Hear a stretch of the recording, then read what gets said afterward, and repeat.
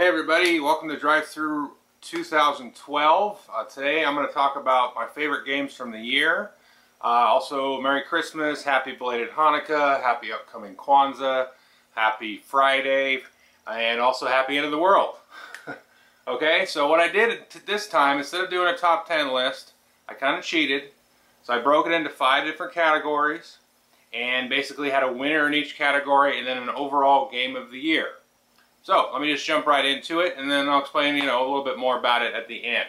So first category is sort of like lunchtime filler, sort of quick hour game, relatively small footprint, and basically just a fun time that I have playing with my lunch group as well as some other groups, but mostly with my lunch group. So first one in there is I'm the Boss, the card game. So this is a very fun game, not usually a game I would like because it's pretty chaotic. You can do some card counting in the game, but each sort of play in this game basically elicits a conversation.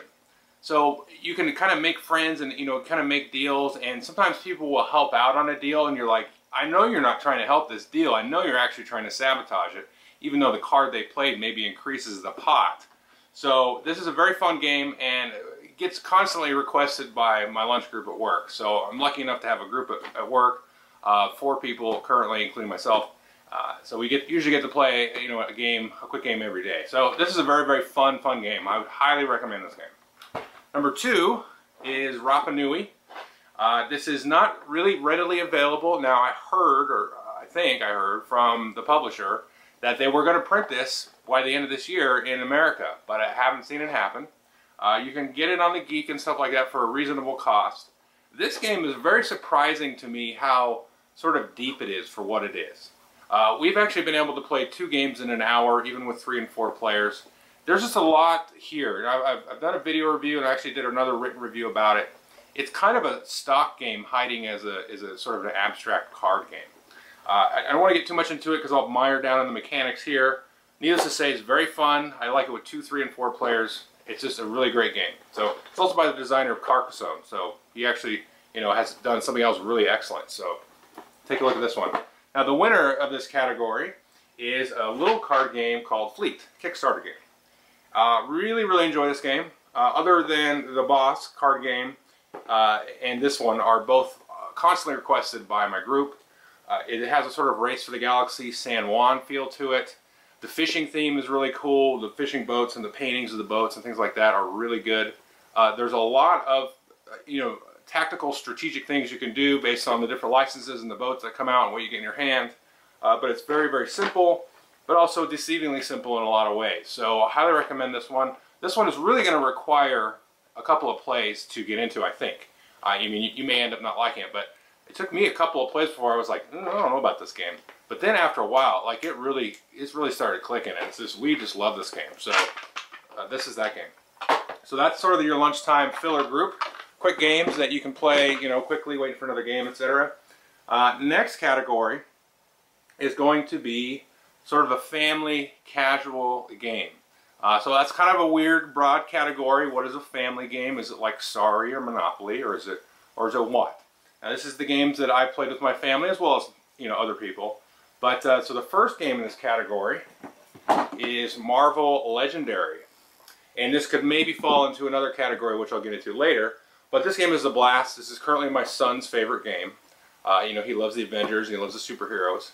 And like the rest of these games, they're not necessarily the most strategic thing in the world, but they're just very fun to play. And this one is very, very configurable. Unfortunately, it looks like we have to wait until summer at the time of this video for more cards. But yeah, so this is one I'm going to be hanging on to, or my son would hurt me bad. So this is Marvel Legendary. It's got a lot of hype, lots of videos. Check it out. Number 2 on this list is Lords of Waterdeep. This is a game that I've played with several different groups, and also it gets constantly requested by my parents. It was not something I expected to happen. I basically tricked them, so to speak, and said this is kind of like Game of Thrones. But it kind of is. You're sort of these, Lords of Waterdeep trying to backstab each other. Another game that I think will be on a lot of people's lists this year. It's not, again, the most strategic Euro ever. Obviously not. But it is a gateway game, and it is a gateway game that does a really good job of pulling in gamers that don't play board games. So I think, you know, if you get like a video gamer or sort of like a collectible card game gamer, they're going to really like this game. It has a nice, you know, fantasy feel, and the strategies are apparent, but there's also a little bit, you know, a couple layers underneath of strategy there. So Lords of Waterdeep, and the winner of this category is Space Cadets. So this is a game by Brian Engelstein and his family-made game, and I played it with the family, played it with my gamer group. This game is just a pure blast to play. It's just pure fun. It's intense. You're exhausted after you've played it. It gets really crazy towards the end of the missions. I mean, you can customize the difficulty. You can make this thing nigh impossible to win, but it does always seem possible. It's a co-op. I mean, everybody has their own job. I made a video about it. There's a Dice Tower video currently about it. I hope to see more people play this game, get their opinions out on it. And I think this is a game that a lot of the so-called, you know, Ameritrash folks will like. I think they'll really like this game. So I would definitely take a look at this one. This is a great game. Okay, next category here. So this is my war game category, and I feel like I'm going to get slain here by war gamers, but I think they'll know it's all in fun here. So I've got 3 games in this category as well, and the first game, number 3, is Samurai Battles of Westeros. So earlier I reviewed Samurai Battles, and I've since traded it away, but it really kind of unlocked something in me where I really wanted to get at some more complex Command and Colors type games. So I initially played Memoir 44 and Battlecry and things like that, and then had played Command and Colors Ancients and then Samurai Battles. And the Samurai Battles has some similar things to this. This one is, I will review this one at some point, and it has sort of a lot more complexity, a lot more sort of you customize your armies and things like that. So Samurai Battles is a great game. You've got to really build those miniatures and, you know, take the time to do that. I would highly recommend it. You can still get it. If you're really into the samurai theme, then it's also got another system as well, Art of Tactic and the Command and Colors. But I really like the Command and Colors. I really like that, but like Memoir is way too like simplistic for me. And I really don't like the left, right, center thing. It's fine, I'll play it, but it's after a while it's like, oh, okay, everything on the left. Okay, everything on the right. This one is more focused on activating different leaders around the board and things like that. So check this one out. I like it, so I will review it. And Samurai Battles, I will also recommend that one. It's got 2 great systems in it. I know it's sort of a cop-out, but you know, I had to say that because I really like that system. Now, number 2, it's not a cop-out, is 1989. This is basically the sequel to Twilight Struggle. You know, this one, I don't know. I think I like this one a little bit better now. I think I maybe even played this more than Twilight Struggle now. So I really like the intimacy of the theme in this one. Where Twilight Struggle is a broad scope over like 50 years. This one is 1 year, 1989. And it has that real grassroots feel to it, where you're really manipulating sort of not only the different areas of the different Eastern Bloc countries, but also the ideologies and the different you know, classes, I guess, like sort of the intellectual class and, you know, the collegiates and the media and the different things like that. And you've really got to sort of, as you play this, you're going to learn that you need to have influential leaders for some of the battles to be able to, you know, get your point across and topple or keep the countries. Really, really like this game. I really enjoy this game. And I would like to see a lot more games like this one and the next one that really get into this political side of things and really sort of the swaying and sort of a detached look at some of these issues that people get so emotional about sometimes. So really like this one. I really enjoyed it as a study as well. Now the number 1 war game here, and I almost picked this as my favorite game of the year, is Andean Abyss. Really enjoy this game. It's very, very close for top game of the year. This game is very innovative. I've never seen a game like it. It uses what's called the coin system. I don't want to go too much detail again. I've done a review. Marco's done a review. Enrico's done a review. Hello Gregor's done a great review. Really gets at the essence of the game. Really enjoy this game. Now I played this 1 player, 2 player, and 4 player. And funnily enough, I think 2 player is my favorite way to play this. I would highly recommend anybody that has this game or gets this game really give the two-player variant where one player plays the government, the other and the government and the AUC, the other player plays the FARC and the cartels. That's a very, very interesting way to play this game, and it really unlocks some extra layers of strategy. So take a look at this game. He's got a couple more coin games coming out, one based in Cuba during the revolution of Castro, and the other is based in Afghanistan. And I think that's a post 9/11 Afghanistan. I don't think it's a Russian Afghanistan. So really take a look at this game. I think this is a very, very, very important game, whatever important means, right? Okay.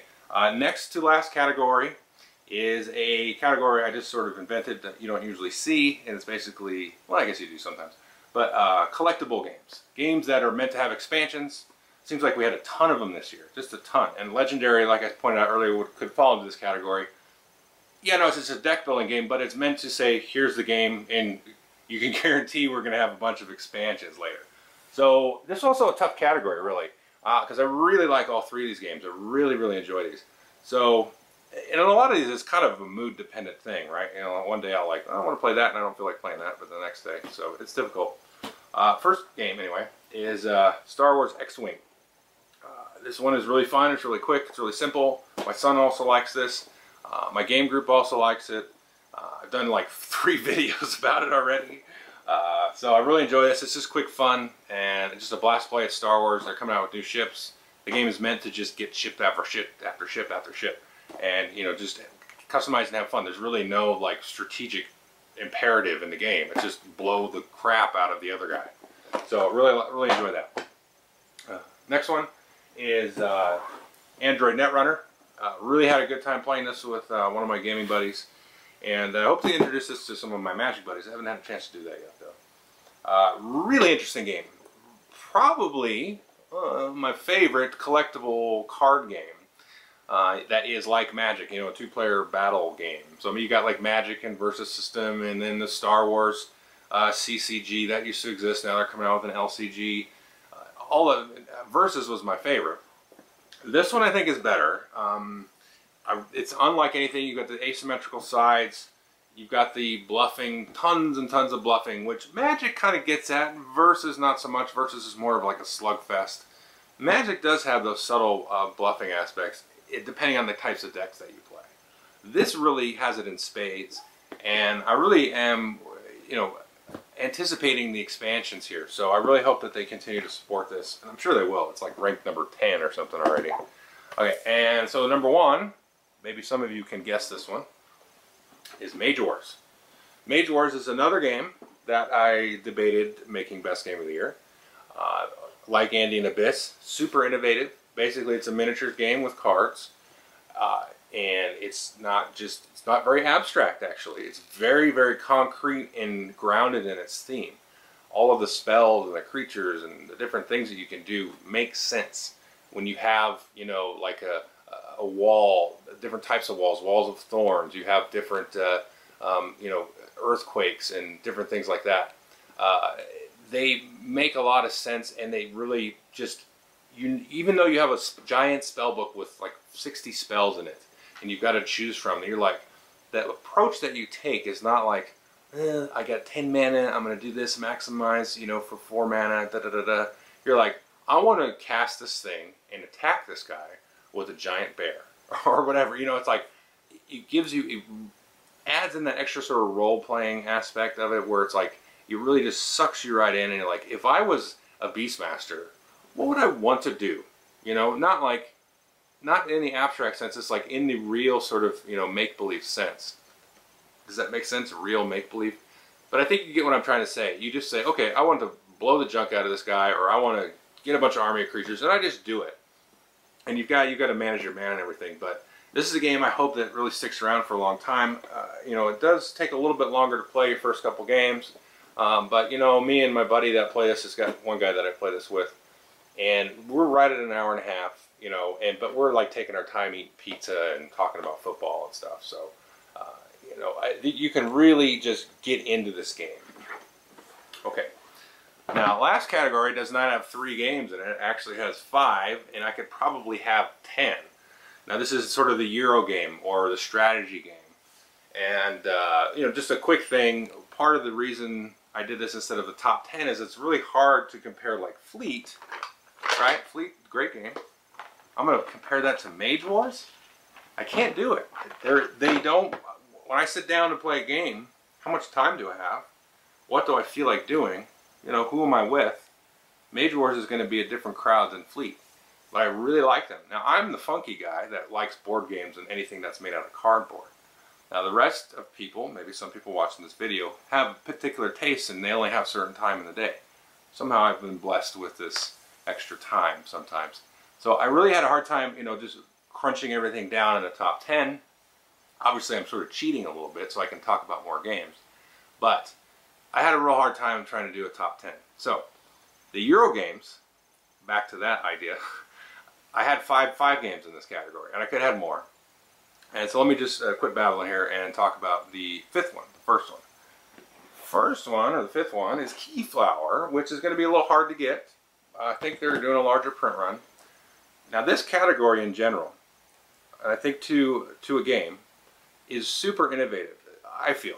Now this one, it's got your auctioning, your bidding, and it's got your tile placement, things like that, but it's really wonky. It's really bizarre. And I highly recommend anybody that likes Euros, that's really into Euros, you know? I mean, I know what that's about. Really wants to piece together the puzzle of the strategy and get into that. Really take a look at this one. I think you'll be surprised. Another one that takes a couple of plays to get into because it's very, very wonky and different. So that was number 5 for the Euros. Now we're going to get into, these are hard, okay? So when I'm getting into this Keyflower, you know, maybe just a sort of an echelon below. I hope nobody takes offense to that.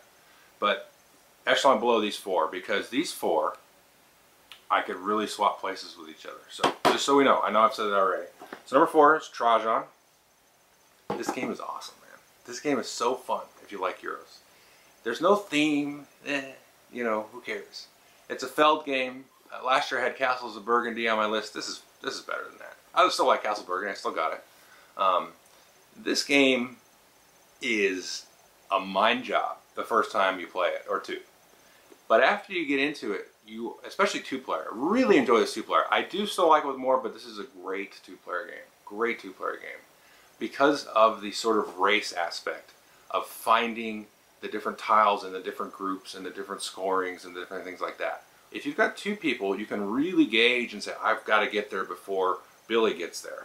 With 4, you know, it's chaotic and stuff. I still like it. You can still gauge it and still pick your opportunities, and you know, you kind of build up. You go around this Mancala, and you really have to seize those opportunities. And you can do definite planning here as you kind of work backwards. I always tell people this: look for that turn where you're going to have a bunch of scoring. You're going to trigger the Trajan tiles and trigger a bunch of different effects, and then work backwards from there. Figure out what you're going to do to get there. And then you'll be there. So great game. Gosh, there's no game like this. This is the only game like this. Alright, so that's Trajan. Number 3. Great Zimbabwe. Okay, this is a splatter game. Really hard to find, really expensive. I will concede in the debate that it is probably not worth the money that you spent on this game. But if you're really, really rich, if you're a millionaire, who cares, right? So I kind of look at it from that perspective, because you can debate the value and the economy of games until you're blue in the face. This game's really interesting. It has a lot of interesting transport mechanisms, sort of pick up and deliver type stuff, and lots of weird special card powers, and you know, cool little turn order auction and things like that. I really recommend this game. Hopefully, if you can't afford it, then don't get it. But if you can, get it, or if you have a buddy that, you know, take a look at this. Another one that's to take a few plays. This one is wonky though. You have to give this one a shot, because I've had games where they ends very quickly, like an hour. I mean, we're an hour and we're done, and somebody's like, oh, whoops, I didn't see that you were going to win, because, you know, you kind of, you know, you play quiet and like, oh, okay, I'm first. I got turn order, I win. So you really got to watch that. You really got to be careful of the different powers and take everything into consideration. But I really like it. I really like the brutality of this one. So that's great, Zimbabwe. Number 2, it's getting even closer now. Number 1 and number 2, so close. Number 2 is Terra Mystica. Another game that as, I don't know, this one is maybe not as super innovative as a couple of these other ones, but I think it is. You've got the special powers. That's going to add you vast amounts of replayability of the different races. And, I mean, I don't know. I did a video of it. There's a guy, Jesse Dean. If you go find his blog on Gamers Games, he's written a strategy article, which I haven't read because I don't read those. But you can read, I skimmed it just to kind of get a sense of like, you know, okay, kind of makes sense.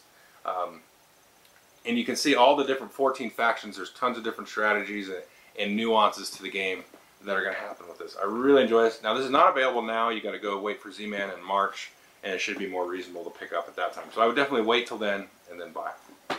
Hey, the #1 Euro of the favorite Euro of mine for this year is CO2. Okay, CO2 is an amazing game. It has a lot of things I've been looking for in a game.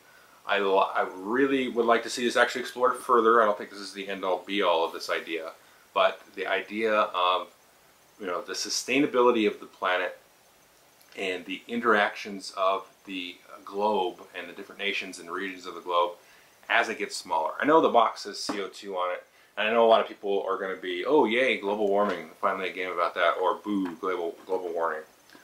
Whatever,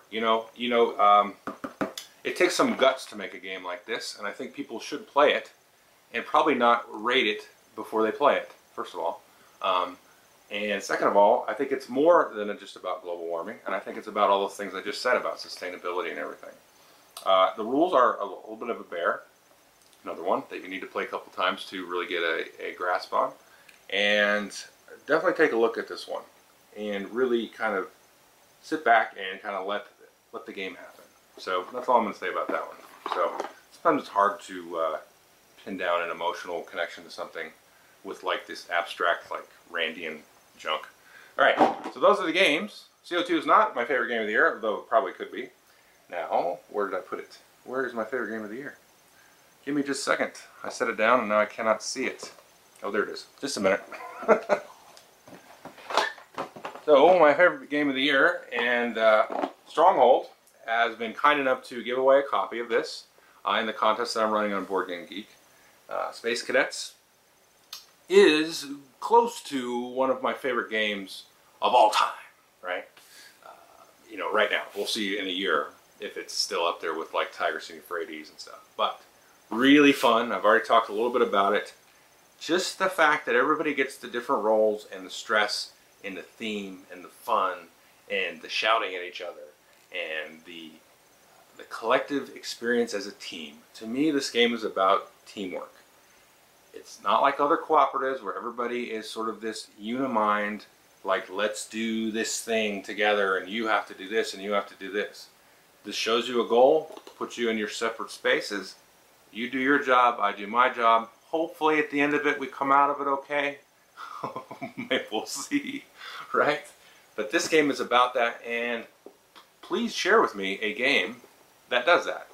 I don't know of a game that does that. Not like this one. So please share with me because I would love to play that one too probably. But this is the one that I've played. Just a freaking blast. So Space Cadets, hopefully one of you guys can win it.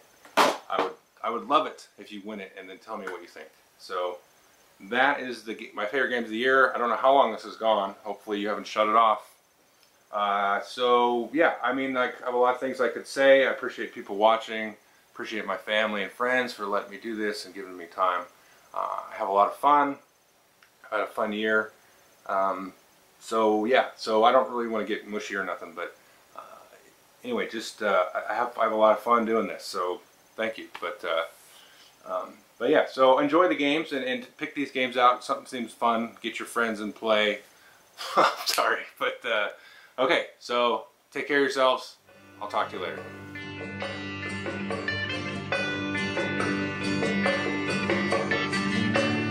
Oh, when I was a kid, oh, how magic it seemed. Oh, please let me sleep, it's Christmas time.